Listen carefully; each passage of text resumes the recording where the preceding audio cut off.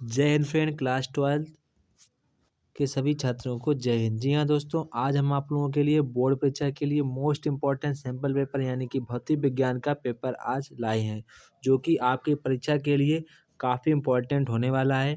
यहाँ पर आपको वही क्वेश्चन देखने को मिलेंगे जो कि आपकी बोर्ड परीक्षा से संबंधित काफ़ी इम्पोर्टेंट होंगे और जो लगातार कई वर्षों से रिपीट क्वेश्चन हो रहे हैं। तो यहाँ पर आप वीडियो को पूरा देखेंगे तो यहाँ पर आप लोगों को आप अपनी परीक्षा में 65 प्लस का स्कोर 100% कर पाएंगे। तो यहाँ पर आप वीडियो को स्किप नहीं करेंगे, पूरा देखने का प्रयास करेंगे। यहाँ पर most important MCQ, most important यहाँ पर आपको short answer, most important long answer, यहाँ पर काफ़ी आपको इंपॉर्टेंट बात बताई जाएंगी जिससे आपका यहाँ पर बोर्ड परीक्षा में आपका स्कोर बढ़ सके। तो यहाँ पर सभी बातों को आपको वीडियो पूरा देखना है। आपको सभी प्रश्नों का जवाब प्रश्न के साथ साथ ही दिया जाएगा। तो यहाँ पर हमारा सबसे पहले यहाँ पर एक क्वेश्चन बनता है कि सर अपनी हम कॉपी किस प्रकार से लिखें ताकि जो कॉपी चेक कर रहा है वो आपको पूरे नंबर दे। तो यहाँ पर सबसे पहले जो आपकी कॉपी होती है इसमें आपको जो आपको आगे का प्रश्न होता है यहाँ पर आपको नाम, अपना रोल नंबर, आपको डिस्ट्रिक्ट, कॉलेज का नाम, जो कुछ भरना होता है आप उसे बॉल पेन से ही भरेंगे, ठीक है। यहाँ पर इसको टच नहीं करना है क्योंकि यहाँ पर जो कॉपी चेक करता है वो यहाँ पर आपके नंबर इंटर्ड करता है, तो यहाँ पर आप इसको टच नहीं करेंगे, ठीक है। इसके बाद आपको क्या करना है, इसके बाद अपनी कॉपी में नेक्स्ट पेज खोलेंगे। यहाँ पर आपको पूरे पेजों में इस तरीके से लाइनिंग करनी होगी ताकि ताकि आपकी कॉपी काफ़ी अच्छी लगने लगती है। तो यहाँ पर आपको जब लिखेंगे तो आप इसी लाइनिंग के बीच ही लिखने का प्रयास करेंगे। यहाँ पर आप क्वेश्चन नंबर डालेंगे, उसके नीचे अंडरलाइन करेंगे, जो क्वेश्चन खत्म हो जाएगा फिर उसके नीचे आप ब्लैक स्केच से लाइनिंग कर देंगे। तो इससे आपकी कॉपी काफ़ी अच्छी हो जाती है और आपके नंबर बढ़ने के चांस भी बढ़ जाते हैं। तो यहाँ पर सबसे पहले एमसीक्यू देखते हैं। तो यहाँ पर हमारा पहला क्वेश्चन कह रहा है कि विद्युत फ्लक्स का मात्रक क्या होता है। तो यहाँ पर हमारा विद्युत फ्लक्स का मात्रक क्या होता है, वोल्ट मीटर। क्या होता है, वोल्ट मीटर। इसके बाद क्वेश्चन नंबर खा कह रहा है एन टाइप अर्धचालक होता है। तो यहाँ पर हमारा करेक्ट आंसर क्या होगा, यहाँ पर हमारा करेक्ट आंसर होगा विद्युतीय उदासीन, यानी कि ऑप्शन नंबर सी वाला हमारा करेक्ट आंसर होगा। इसके बाद क्वेश्चन नंबर गा वैद्युत चुंबकीय तरंगें होती हैं। तो यहाँ पर हमारा करेक्ट आंसर होगा केवल अनुप्रस्थ। क्या होगा, केवल अनुप्रस्थ हमारा इसका आंसर होगा। इसके बाद क्वेश्चन नंबर घ यहाँ पर प्रिज्म से गुजरने के पश्चात श्वेत प्रकाश के किस रंग का विचलन न्यूनतम होता है। तो यहाँ पर हमारा करेक्ट आंसर होगा, क्या होगा, यहाँ पर करेक्ट आंसर यहाँ पर हमारा होगा ऑप्शन नंबर लाल। क्या होगा, लाल। ऑप्शन नंबर डी हमारा करेक्ट आंसर होगा। इसके बाद क्वेश्चन नंबर हाइड्रोजन परमाणु के दो लगातार कक्षाओं के बीच इलेक्ट्रॉनों के कोणीय संवेग का अंतर कितना होता है। तो यहाँ पर हमारा आंसर होगा h/2 पाई, h/2 पाई। ये क्वेश्चन काफ़ी इंपॉर्टेंट है, तो यहाँ पर आपको सभी को याद कर लेने हैं। अपनी बोर्ड परीक्षा की दृष्टि से सभी को याद करना होगा। इसके बाद क्वेश्चन नंबर 4 यहाँ पर कह रहा है कि धारावाही चालकों के चारों तरफ क्या उत्पन्न क्षेत्र होता है, मतलब जो जिसमें धारा बहती है उसके चारों ओर किस प्रकार का क्षेत्र उत्पन्न हो जाता है। तो यहाँ पर हमारा किस प्रकार का क्षेत्र उत्पन्न हो जाता है, केवल चुंबकीय क्षेत्र उत्पन्न हो जाता है। इसके बाद नेक्स्ट क्वेश्चन यहाँ पर शॉर्ट आंसर आते हैं। तो यहाँ पर आपको एक बात ध्यान रखनी है क्योंकि हमारे एक नंबर के क्वेश्चन है, यहाँ पर कितने नंबर के हैं, 1 नंबर क्वेश्चन है। तो यहाँ पर आपको 1 वर्ड में आंसर देने का आपको प्रयास करना होगा। यहाँ पर सिर्फ आपको एक ही शब्द में उत्तर देना है। अगर आप ज़्यादा से ज़्यादा शब्द में उत्तर देंगे तो यहाँ पर आपको जो लॉन्ग आंसर आप देंगे वहाँ पर आपका टाइमिंग की कमी हो जाएगी। तो यहाँ पर इन सभी प्रश्नों के आपको यहाँ पर इन सभी बातों को ध्यान रखना है, तभी आप लॉन्ग आंसर काफ़ी अच्छे तरीके से लिख पाएंगे, वरना आपके लॉन्ग आंसर छूट सकते हैं। तो यहाँ पर आपको वही काम करना, जितने नंबर का क्वेश्चन है उतने नंबर का लिखने का प्रयास करेंगे, ठीक है। तो यहाँ पर हमारा पहला क्वेश्चन क्या कह रहा है, पहला क्वेश्चन कह रहा है गोलीय सतह पर प्रकाश के अपवर्तन के लिए सूत्र यहाँ पर दिया गया, इसके संकेतों का अर्थ यानी सीमाओं का उल्लेख कीजिए। यहाँ पर जिसका क्या संकेत होता है उसको आपको यहाँ पर लिखना होगा और उसकी सीमाओं का उल्लेख भी करना होगा, मतलब कि कहाँ पर ये मान्य होता है, कहाँ पर मान्य नहीं होता है। इसके बाद नेक्स्ट क्वेश्चन यहाँ पर 4 का, यहाँ पर 2 का खा कह रहा है प्रकाश उत्सर्जक डायोड क्यों अग्र अभिनत पर होता है। तो यहाँ पर इसको क्यों का जवाब देना है, सिर्फ एक शब्द में उसका उत्तर देना होगा। तो यहाँ पर सबसे पहले इसका उत्तर हमारा क्या होगा, यहाँ पर सिर्फ और सिर्फ आपको एक शब्द में उत्तर देना होगा।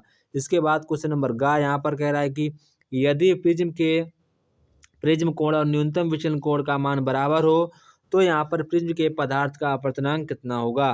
तो यहाँ पर हमारा प्रिज्म के पदार्थ का अपवर्तनांक कितना होगा, 2 2 cos a/2 कितना होगा 2 cos a/2। इसे आप याद कर लेना है 2 cos a/2। इसके बाद क्वेश्चन नंबर घ यहाँ पर कह रहा है कि वैद्युत चुंबकीय तरंग के वैद्युत व चुंबकीय क्षेत्र सदिश क्रमशः ई यहाँ पर ई वेक्टर एवं बी वेक्टर हैं। तरंग संचरण की दिशा ज्ञात करनी है। तो आप क्या लिखेंगे, दोनों के लंबवत होगी। कैसी होगी, दोनों के लंबवत होगी। इसके बाद यहाँ पर कह रहा है ट्रांसफार्मर का सिद्धांत क्या होता है। तो यहाँ पर आपको ट्रांसफार्मर का सिद्धांत लिखना होगा। इसके बाद 4 क्वेश्चन कह रहा है किसी सेल का आंतरिक प्रतिरोध किन किन बातों पर निर्भर करता है। यहाँ आपको सिर्फ एक ही रीजन लिखना है, ज़्यादा शब्द नहीं लिखने हैं, सिर्फ और सिर्फ एक ही शब्द यहाँ पर आपको लिखना होगा। इसके बाद हमारा नेक्स्ट क्वेश्चन यहाँ पर क्वेश्चन नंबर यहाँ पर खंड यहाँ पर हमारा सी स्टार्ट होता है। तो यहाँ पर हमारा क्वेश्चन क्या कह रहा है, व्हीटस्टोन सेतु के लिए परिपथ आरेख खींचिए, उसकी 3 कौन सी संगत भुजाएं सुगमी होती हैं। तो यहाँ पर इसको आपको जवाब सिर्फ आपको कम से कम शब्दों में ही लिखना होगा, कम से कम 4-5 लाइन ही लिखनी होंगी।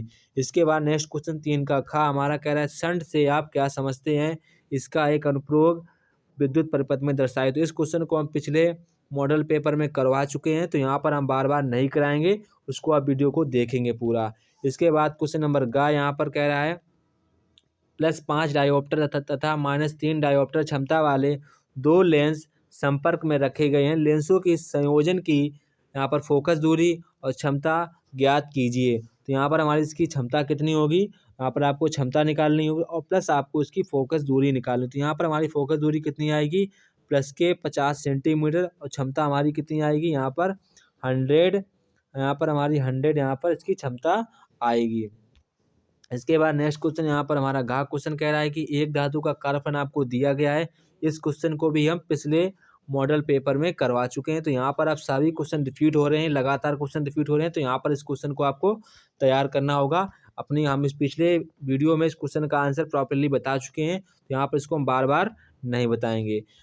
इसके बाद नेक्स्ट क्वेश्चन यहाँ पर हमारा यहाँ पर खंड बा स्टार्ट होता है। तो यहाँ पर क्वेश्चन क्या कह रहा है, 4 का अग्र अभिनत तथा पश्च अभिनत वाले पीएन संधि डायोड के लक्षणों की तुलना कीजिए और सेल के अभिनत की प्रकृति ज्ञात कीजिए। इसके बाद नेक्स्ट क्वेश्चन कह रहा है कि दिखाइए कि हेनरी अपॉन फैरेड की पावर 1/2 प्रतिरोध को प्रदर्शित करता है। तो यहाँ इसको आपको प्रूव करना होगा।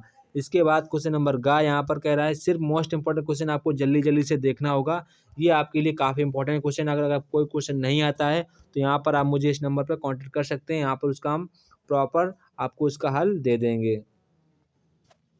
इसके बाद नेक्स्ट क्वेश्चन यहाँ पर हमारा क्वेश्चन कह रहा है कि दिए गए प्रतिरोध में प्रत्येक प्रतिरोध में धारा का मान ज्ञात करना है, मतलब कि किस प्रतिरोध में कितनी धारा बह रही है। तो यहाँ पर जो हमारा इसका आंसर क्या होगा, I1 इसकी धारा होगी। I1 में कितनी धारा बहेगी, यहाँ पर 1 एम्पियर। I2 में हमारी बहेगी यहाँ पर 0 एम्पियर और I3 में हमारी बहेगी -1 एम्पियर। तो ये हमारा इसका आंसर होगा। इसके बाद क्वेश्चन नंबर घ यहाँ पर कह रहा अपमिश्रित अर्धचालक क्या होते हैं, अर्धचालक की चालकता पर अधिकतम अपमिश्रण तथा ताप के प्रभाव को स्पष्ट कीजिए। तो यहाँ पर इसको आपको ताप का प्रभाव भी स्पष्ट करना होगा। इसके बाद हमारा नेक्स्ट क्वेश्चन यहाँ पर है क्वेश्चन नंबर, यहाँ पर इंगिया क्वेश्चन है। तो यहाँ पर इंगिया क्वेश्चन हमारा कह रहा है एक प्रोटॉन पी अल्फा कण एक समान विभव विभवांतर से त्वरित किए जाते हैं, तो पी और अल्फा से संबंधित डी ब्रोगली वेवलेंथ का अनुपात आपको यहाँ पर बताना होगा। तो यहाँ पर आपको वेवलेंथ का अनुपात बताना है। इसके बाद नेक्स्ट क्वेश्चन यहाँ पर हमारा है, तो नेक्स्ट क्वेश्चन यहाँ पर हमारा यहाँ पर सेक्शन ये आ गया क्वेश्चन नंबर 5।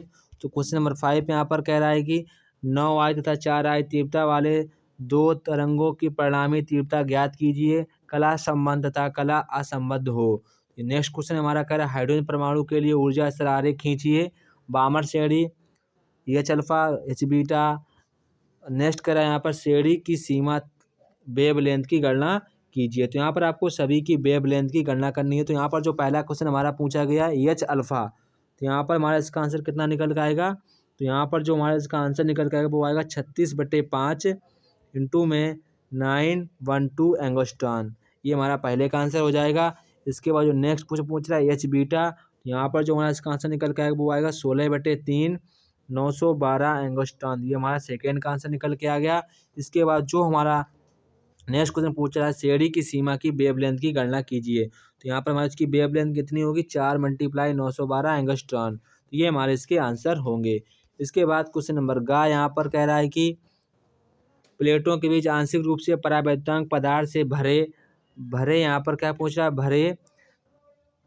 भरे समांतर प्लेट धारित के लिए विभवांतर तथा आधारिता की गणना कीजिए। इसके बाद नेक्स्ट क्वेश्चन कह रहा है दिए गए प्रतिरोध ज्ञात कीजिए। प्रतिरोध पर विभव और परिपथ में धारा, प्रतिकत्व में धारित्र, विभव में कलांतर यहाँ पर आपको ज्ञात करना होगा। इसके बाद नेक्स्ट क्वेश्चन यहाँ पर हमारा भंवर धाराएं क्या होती हैं, उसके 2 अनुप्रयोग लिखे। यहाँ अथवा में कह रहा है कि विद्युत चुम्बकीय प्रेरण क्या है, इस पर आधारित 2 युक्तियों के नाम लिखने हैं। इसके बाद नेक्स्ट क्वेश्चन यहाँ पर यहाँ कर स्पष्ट कीजिए। यहाँ पर आपको सभी को स्पष्ट करना होगा। यहाँ पर कह रहा है स्पष्ट कीजिए हल्के नाभिक आपस में जुड़कर एक बड़ा नाभिक बनाते हैं। नेक्स्ट में कह रहा है कि एक भारी नाभिक 2 हल्कों नाभिक से टूटता है। इसके बाद कह रहा है नाभिकीय विखंडन तथा नाभिकीय संलयनों की दोनों घटनाओं में ऊर्जा कितनी निकलती है। यहाँ पर अगर आपको नहीं आता तो यहाँ पर अथवा में भी कर सकते हैं। अथवा में यहाँ से क्या कह रहा है आप लोगों से, यहाँ पर कह रहा है नाभिकीय अभिक्रिया के लिए जी मान क्या है, नाभिकीय अभिक्रिया आपको यहाँ पर दी गई। यदि ड्यूटेरियम तथा हीलियम की बंधन ऊर्जा प्रति न्यूक्लियन क्रम से आपको यहाँ पर दी गई है, तो यहाँ पर आपसे क्या पूछ रहा है, यहाँ पे पूछा तो इसकी प्रकृति व जी का मान, द्रव्यमान क्षति यहाँ पर आपको ज्ञात करनी है। यहाँ पर आपको जी का मान और द्रव्यमान क्षति आपको सारे मान ज्ञात करने। तो यहाँ पर हमारा जी का मान कितना होगा, वो यहाँ पर हमारा जी का मान होगा, यहाँ पर आपको जी का मान भी ज्ञात करना है और साथ साथ में आपको यहाँ पर द्रव्यमान की क्षति। तो यहाँ पर जी का मान हमारा कितना होगा 23.8 और द्रव्यमान में हानि कितनी होगी, वो यहाँ पर हमारी होगी 0.02626 AMU। ये हमारी द्रव्यमान की क्षति होगी। इसके बाद नेक्स्ट क्वेश्चन यहाँ पर क्वेश्चन नंबर 7, खगोल दूरदर्शी की तुलना संयुक्त दूरदर्शी से कीजिए। क्या दूरदर्शी को सूक्ष्मदर्शी तथा इसके विलोम की तरह प्रयुक्त किया जा सकता है, कार्य सहित समझाइए। अथवा में यहाँ पर कह रहा है, अथवा में क्वेश्चन आप खुद से रीड करें, काफ़ी इजी क्वेश्चन है, यहाँ पर आपको सभी को वर्णन करना होगा। इसके बाद नेक्स्ट क्वेश्चन यहाँ पर क्वेश्चन नंबर 8 आप खुद से पढ़ेंगे। ये काफ़ी इंपॉर्टेंट क्वेश्चन है, इसको आपको खुद से यहाँ पर पढ़ना होगा और लगाना भी होगा। इसके बाद नेक्स्ट क्वेश्चन नंबर 9, तो क्वेश्चन नंबर 9 भी आपको खुद से रीड करेंगे और इसको अधिक से अधिक लगाने का प्रयास करेंगे।